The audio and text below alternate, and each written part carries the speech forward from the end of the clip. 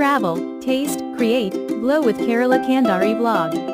Discover delicious recipes and flavors. Explore the finest in travel experiences. Unleash your creativity through art.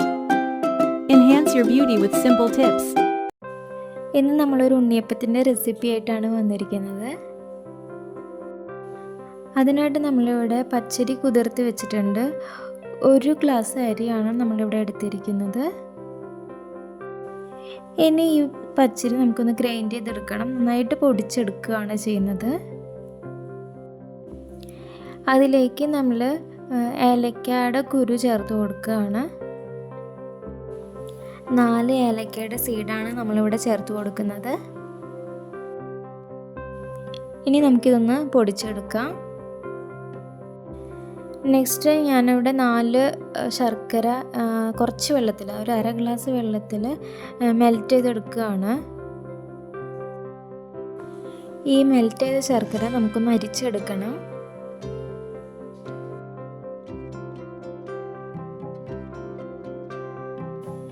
ഇനി നമ്മൾ കുതിർത്തി വെച്ചിട്ടുണ്ടായിരുന്ന അരി പൊടിച്ചെടുത്തിട്ടുണ്ടായിരുന്നു. അപ്പോൾ അതിലേക്ക് നമ്മൾ ഓരോന്ന് ചേർത്ത് കൊടുക്കാം. ആദ്യം ഞാനിവിടെ ഒരു 1/4 സ്പൂണ് സോഡാപ്പൊടി ചേർത്ത് കൊടുക്കുന്നുണ്ട്.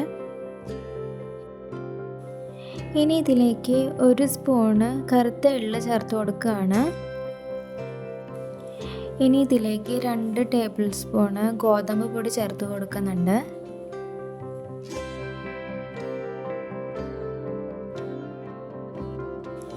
ഇനി നമ്മൾ നേരത്തെ മെൽറ്റ് ചെയ്ത് വെച്ചിട്ടുള്ള ശർക്കര നീര് ഇതിലേക്ക് ചേർത്ത് കൊടുക്കുകയാണ്.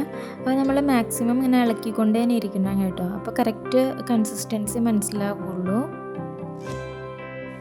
ആദ്യം നമ്മൾ കുറച്ച് ശർക്കരപ്പാനിയാണ് ചേർത്ത് കൊടുത്തിട്ടുള്ളൂ. ഇനി അത് കഴിഞ്ഞിട്ട് വേണമെങ്കിൽ നമുക്ക് കുറച്ചുകൂടി ചേർത്ത് കൊടുക്കാം.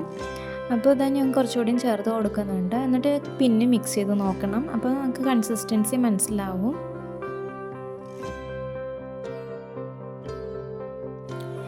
ഇപ്പം നമ്മുടെ ബാറ്റർ തയ്യാറായിട്ടുണ്ട് കേട്ടോ. നല്ല ലൂസായിട്ട് നമുക്ക് കിട്ടിയിട്ടുണ്ട്. ഈ കൺസിസ്റ്റൻസിയിൽ വേണം നമുക്ക് ബാറ്റർ തയ്യാറാക്കാൻ. ഇനി ഇത് 4 മണിക്കൂർ റെസ്റ്റ് ചെയ്യാൻ വെക്കണം. ഞാനിപ്പോൾ 4 മണിക്കൂർ റെസ്റ്റ് ചെയ്യാൻ വെച്ചിട്ടുണ്ടായിരുന്നു.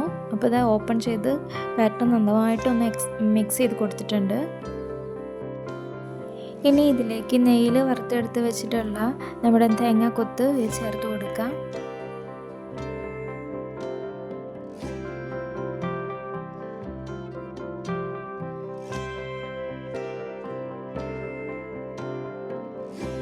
ഇനി നമുക്ക് ഉണ്ണിയപ്പം ഉണ്ടാക്കാം. അതിനായിട്ട് ഉണ്ണിയപ്പത്തിൻ്റെ പാന് സ്റ്റൗവിൽ വയ്ക്കുക. നന്നായി ഹീറ്റായതിന് ശേഷം ഓയിലൊക്കെ ഒഴിച്ച് കൊടുക്കണം.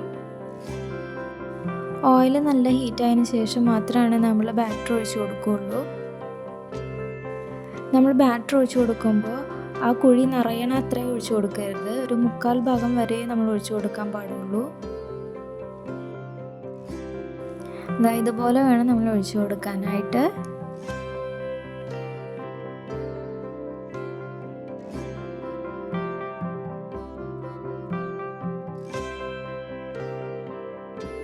ഇപ്പോൾ നമ്മുടെ വെളിച്ചെണ്ണയൊക്കെ നന്നായിട്ട് തിളച്ച് വരുന്നുണ്ട്. അപ്പോൾ ഉണ്ണിയപ്പം നന്നായിട്ട് ക്രിസ്പി ആകും. അപ്പോൾ നമ്മൾ ഒരു സൈഡ് മറിച്ചിട്ട് കൊടുത്തിട്ടുണ്ട്. ഒരു സൈഡ് കുക്കായി. അപ്പോൾ നമ്മൾ അടുത്ത സൈഡിലേക്ക് മറിച്ചിട്ട് കൊടുത്തു. അപ്പോൾ ഉണ്ണിയപ്പത്തിൻ്റെ 2 സൈഡും വെന്ത് കഴിഞ്ഞു. അപ്പോൾ നമ്മുടെ ഉണ്ണിയപ്പം തയ്യാറായിട്ടുണ്ട്. നമുക്കിനി ഓരോന്നും ഇങ്ങനെ കുത്തിയെടുക്കണം.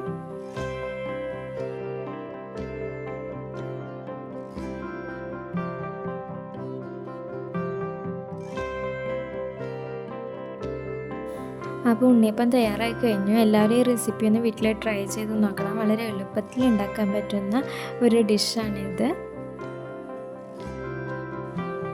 Thank you.